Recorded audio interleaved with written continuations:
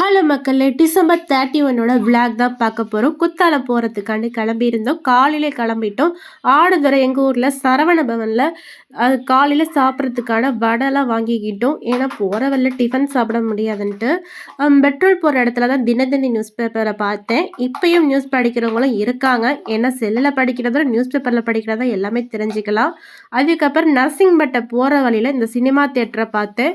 இது ரொம்ப வருஷமாகவே பயன் இல்லாமல் இருக்குங்க. இது நரசிங்கப்பட்டையில் மட்டும் இல்லை, எங்கள் ஊர் ஆலத்தூர்லையுமே சரி, சினிமா பார்க்கணுன்னா கும்பகோணம் தான் போகணும். நெக்ஸ்ட் இந்த திருவாடுதுறையில் வந்து செக் போஸ்ட் ஒன்று வரும். மயிலாடுதுறைக்கும் கும்பகோணுக்கும் இடைப்பட்ட ஊரான திருவள்ளாங்காட்டில் தாங்க செக் போஸ்ட்டே இருக்கும். இதை தாண்டி தாங்க நம்ம வந்து போகணும். மாயரமாக இருந்தாலும் சரி, கும்பகோணமாக இருந்தாலும் சரி, எல்லா வண்டியும் செக் பண்ணிட்டு தான் விடுவாங்க. அதுக்கப்புறம் வந்து இந்த போகிற வழியில் ரொம்ப வருஷமாக இந்த வாழை மரம் இருக்குங்க. இந்த மரத்துக்கு எத்தனை வயசு இருக்குன்னு தெரியல. நான் திருவாடுதுறைக்கு நெக்ஸ்ட் இடம் தாங்க கதிராமங்கலம். அந்த கதிராமங்கலம் போகிற வழியில் தாங்க பெரிய ஒரு ஆஞ்சநேயர் சிலை இருக்கும். இது வந்து பஸ்ஸில் போகிறப்ப தான் நான் பார்த்துருக்கேன். சரி கிட்ட போய் பார்ப்போம் தான் பார்த்து நான் ஷூட் பண்ணது.